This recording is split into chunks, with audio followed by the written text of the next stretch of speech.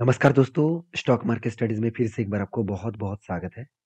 तो आज मैं फिर से आपके सामने कुछ इम्पोर्टेंस कंपनी के अपडेट लेके आया हूँ और आज थोड़ा-सा गला खराब है, तो इसके लिए माफ़ी चाहता हूँ। शायद सुनने में थोड़ा-सा दिक्कत हो, तो फिर भी कुछ कंपनीज़ के अपडेट और कुछ न्यूज़ के बारे में आपके साथ चर्चा करना था, तो इसलिए मैंने वीडियो आपके सामने लेके आया। प्लीज़ वीडियो को पूरा देखिए, आपको सब कुछ समझ में आ जाएगा। तो वीडियो को शुरू करने से पहले मैं रिक्वेस्ट करूँगा, चैनल को सब्सक्राइब नहीं किया तो ज़रूर करिए और टेलीग्राम को ज्वाइन नहीं किया वो भी कर सकते हैं। नीचे सारे लिंक्स अवेलेबल है। तो फर्स्ट जो कंपनी है उसका नाम है पतंजलि। देखिए पतंजलि फूड्स के बारे में बात करूँगा आज क्योंकि बहुत सारे दोस्तों ने मुझे कमेंट्स किया था कि सर पतंजलि के बारे में एक बार चर्चा करिए, जो आज एडिबल ऑयल इंडस्ट्रीज़ में इंडिया के सेकंड लार्जेस्ट कंपनी बन चुके हैं। देखिए एडिबल ऑयल एक्चुअली देखा जाए तो एडिबल ऑयल इंडस्ट्रीज़ में इंडिया के नंबर 1 कंपनी है अदानी विल्मर। अगर सिर्फ एडिबल ऑयल को छोड़कर अगर बाकी प्रोडक्ट के साथ कंपेयर करें, तो अभी मार्केट के के हिसाब से पतंजलि सेकंड पोज़ीशन में आ चुके हैं। मैरिको नंबर 1 में है। तो अभी पतंजलि के ऊपर देखिए कर्ज़ा कम है, डेब्ट ना के बराबर है, आरओसी, आरओई एवरेज के आसपास है।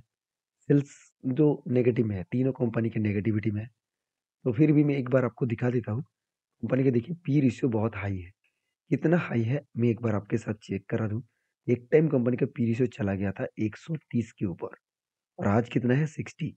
तो अराउंड इसका एवरेज पी रेशियो से भी ज़्यादा है। तो एक ओवर वैल्यूड सिचुएशन है और इसके ऊपर एक नेगेटिव न्यूज़ भी है। वो न्यूज़ अभी मैं आपके साथ शेयर करूँगा। उससे पहले कंपनी के एक पॉइंट्स आपको ज़रूर देखना चाहिए। वो ये देखिए कंपनी का डेप्थ कम है, इनकम अच्छा है, प्रमोटर के पास होल्डिंग्स भी अच्छा है और आरओसी, आरओई दोनों ही एवरेज लेवल के आसपास है। अभी देखिए कंपनी ने क्वार्टरली रिजल्ट में कोई कमियाँ देखने को नहीं मिलेगा, कंटिन्यूअसली सेल्स को मेंटेनेंस किए। हाँ, पिछले सालों के क्वार्टर्स से कंपेयर करूँ तो इस बार कंपनी का सेल्स कम हुआ।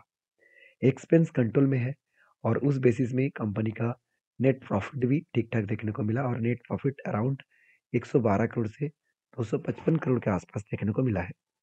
तो एक चीज़ मैं बता दूँ, तो जो नेट प्रॉफिट है, वो कुछ इस तरीके से देखने को मिले, 112 करोड़ से 255 करोड़ के आसपास। और सबसे बड़ी बात है, एज़ ए इन्वेस्टर इस कंपनी के ऊपर अच्छा खासा निवेश भी करके रखे हैं। एफएस जिसके पास होल्डिंग 0 था, डीएस के पास जिसके पास होल्डिंग 0 था, फिर भी देखिए दोनों ने ही अच्छा खासा होल्डिंग्स को इंक्रीज़ किए। सबसे ज़्यादा होल्डिंग्स बढ़ाया एफएस ने, 3% होल्डिंग से बढ़ के हो चुके 10%, साढ़े 10% के आसपास। और पब्लिक के पास 1% का होल्डिंग था, आज बढ़ के हो चुके साढ़े 13% के आसपास। तो एक बिग पॉजिटिव साइंस देखने को मिला और ये पॉजिटिव के हिसाब से कंपनी आगे बढ़ रहा है, मगर एक बहुत बड़ा नेगेटिव न्यूज़ भी है इस कंपनी के ऊपर। चलो वो मैं आपको दिखा देता हूँ। वो न्यूज़ क्या है, एक बार मैं आपको बता दूँ। ध्यान दीजिएगा इस चीज़ को कि सुप्रीम कोर्ट ने एक वार्निंग दिया है रामदेव पतंजलि कंपनीज़ को, रामदेव जी का पतंजलि कंपनी को कि rupees 1 crore fine for each आप देख सकते हैं false claim in its advertisement. तो कंपनी के ऊपर जो एडवर्टाइजमेंट किया जाता है प्रोडक्ट के ऊपर, मतलब पतंजलि प्रोडक्ट के ऊपर जो एडवर्टाइजमेंट कंपनी करते हैं इतने सारे प्रोडक्ट्स के ऊपर, उसके ऊपर 1-1 करोड़ का फाइन यहाँ पे कंपनी लगाने वाले हैं। क्योंकि वो फॉल्स एडवर्टाइजमेंट है, प्रोडक्ट के बारे में जो जो सारा चीज़ बताया जा रहा है वो एक्चुअली ठीक-ठाक नहीं है, इस तरीके से क्लेम सुप्रीम कोर्ट ने किया। देखिए, ये क्लेम मैं नहीं कर रहा हूँ, डायरेक्टली सुप्रीम कोर्ट ने कर रहा है। तो सुप्रीम कोर्ट के बात के हिसाब से अगर हर प्रोडक्ट के ऊपर 1 करोड़ का फाइन हो, तो कंपनी के ऊपर तो बहुत सारे प्रोडक्ट है, तो कितने सारे करोड़ का फाइन लग जाएगा आप सोचिए। इसके चलते कंपनी के ऊपर एक प्रेशराइज़ है, तो फिर भी देखिए कंपनी तो हालत नहीं छोड़ने वाले। कंपनी फिर से सुप्रीम कोर्ट के ऊपर इसके ऊपर क्लैरिफ़िकेशन के ऊपर जाँच करने के लिए दिया। अभी देखा जाएगा कि सब कुछ होता क्या है, क्योंकि सबसे बड़ा कंपनी के ऊपर एक नेगेटिव इम्पैक्ट कहाँ पे आया, ये कंपनी के ऊपर जो कोविड के टाइम में, जो कोविड-19 का वैक्सीन के टाइम में कंपनी का जो एक नया मेडिसिन मतलब पतंजलि ने एक नया मेडिसिन सारे लोगों को बेचा है, जो कोरोनिल नाम के जैसे प्रोडक्ट है, उस तरीके से प्रोडक्ट्स को बेचे हैं। वो प्रोडक्ट मतलब फ़ॉल्स था, बेकार था। तो इस तरीके से लैब टेस्टिंग है, तो जिसके चलते पतंजलि के ऊपर एक बड़ा प्रेशराइज़ देखने को मिला। फिर भी मुझे चार्ट में कुछ उतना ख़ास परफ़ॉर्मेंस ख़राब देखने को नहीं मिला। हाँ, एक करेक्शन तो हुआ था और उसके बाद रिकवर भी किए और एक शानदार तरीके से देखिए कप विद 100% बना। तो जब भी कुछ इस तरीके से कप विद 100% बनेगा, तो एक बात को आपको याद रखना होगा कि ब्रेकआउट होना चाहिए, ब्रेकआउट के बाद कन्फर्मेशन होना चाहिए। तो ब्रेकआउट के बाद कन्फर्मेशन भी हुआ।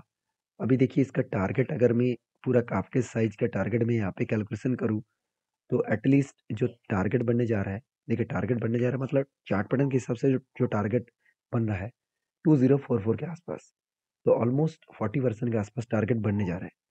तो टारगेट बनेगा कि नहीं बनेगा वो तो बाद में पता चलेगा, क्योंकि मार्केट में कोई 100% गारंटी नहीं होता।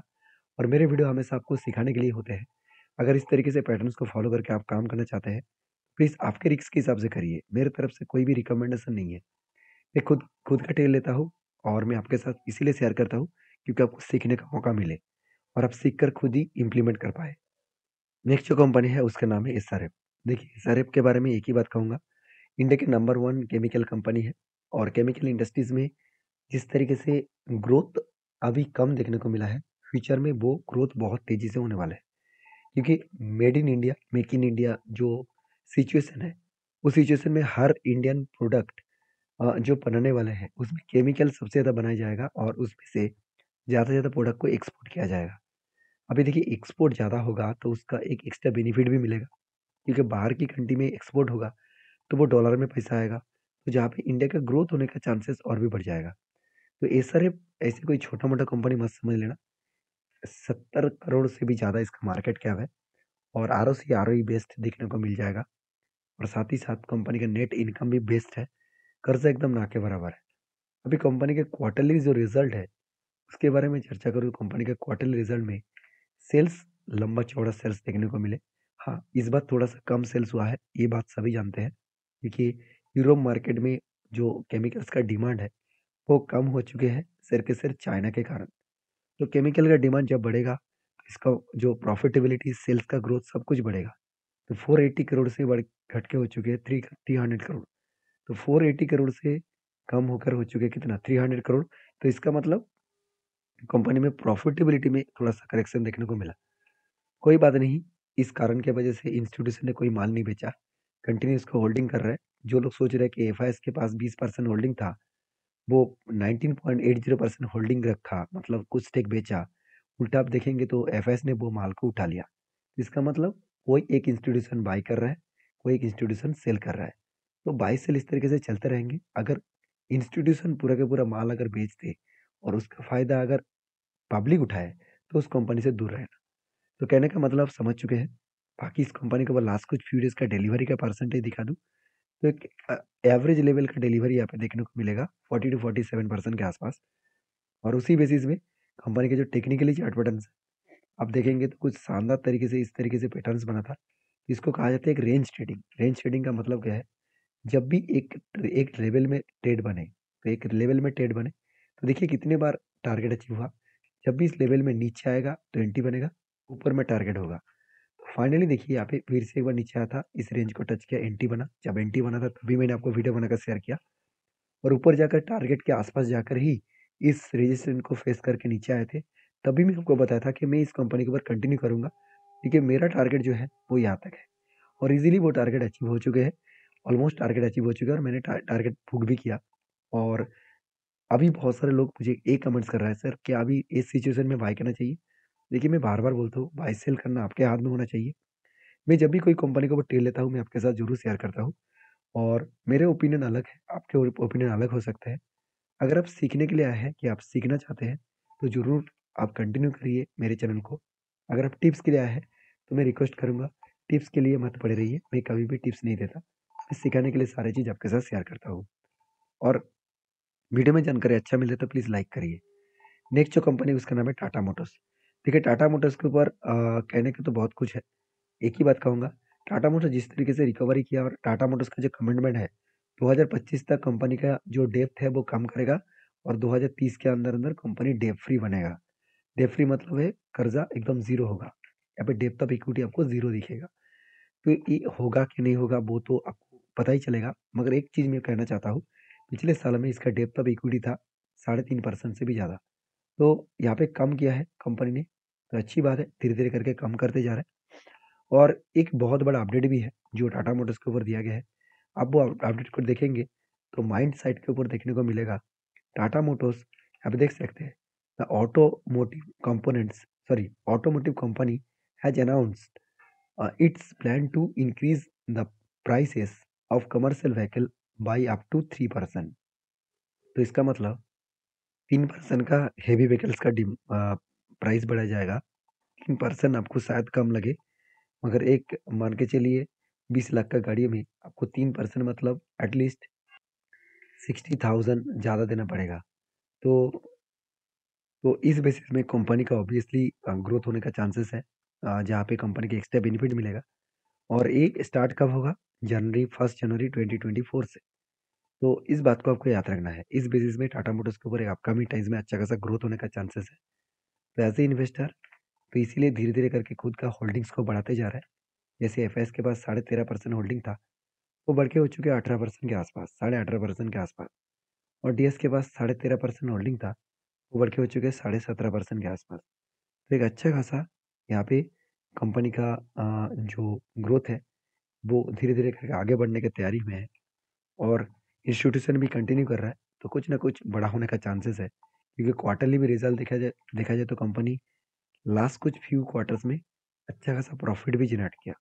ये सारे पॉइंट्स के हिसाब से मैं बात करूँ तो कंपनी में अपकमिंग टाइम्स में एक अच्छा खासा ग्रोथ होने का चांसेस है। क्योंकि लास्ट कुछ फ्यू डेज का डेटा दिखा दूँ तो डिलीवरी का परसेंटेज 30 to 38% के आसपास ही देखने को मिला। अभी चार्ट पैटर्न्स के बारे में चर्चा करूँ तो एक बड़ा सा लंबा जर्नी आपको दिखेगा, क्योंकि शोल्डर कम हेड कम शोल्डर बना है, ब्रेकआउट भी हुआ है। तो मुझे लगता है टाइम लगेगा इस लेवल तक टारगेट जाने के लिए। तो फिर भी मैं कंटिन्यू करूंगा, क्योंकि इस कंपनी के ऊपर 11,500 के आसपास टारगेट बन सकता है। तो टारगेट बनेगा तो 89% के आसपास टारगेट बनेगा। तो इसके लिए मैं इंतजार जरूर करूंगा। आपके क्या राय है जरूर कमेंट्स करना। नेक्स्ट जो कंपनी है उसका नाम है नेस्ले इंडिया। देखिए नेस्ले इंडिया आप सभी जानते हैं एक बेबी फूड इंडस्ट्रीज का एक लीडर कंपनी है। और इस कंपनी के ऊपर जल्द से जल्द बड़े अपडेट आने वाले हैं, क्योंकि जो लोग सोच रहे थे कि इस कंपनी के ऊपर एक भी शेयर खरीदारी नहीं कर पाएंगे, क्योंकि एक शेयर खरीदारी करने के लिए 25,000 रुपया लगेगा अभी। तो आप जब वीडियो देखेंगे शायद चेंज हो सकते हैं। तो कंपनी डिसाइड किया कि इसको स्प्लिट करेंगे, मतलब ब्रेक करेंगे फेस वैल्यू के हिसाब से। 1 रुपया फेस वैल्यू करेगा, तो इसका मतलब हर एक शेयर के बदले आपको 10 शेयर मिलेगा। और मज़ेदार बात यही है कि 2500 का जो शेयर है, 25,000 का जो शेयर है, वो आप 2500 के आसपास देखने को मिलेगा। देखिए 2500 में अभी बता रहा हूँ, मान के चलिए जब स्पीड होगा तब इसका प्राइस हो जाएगा 30,000।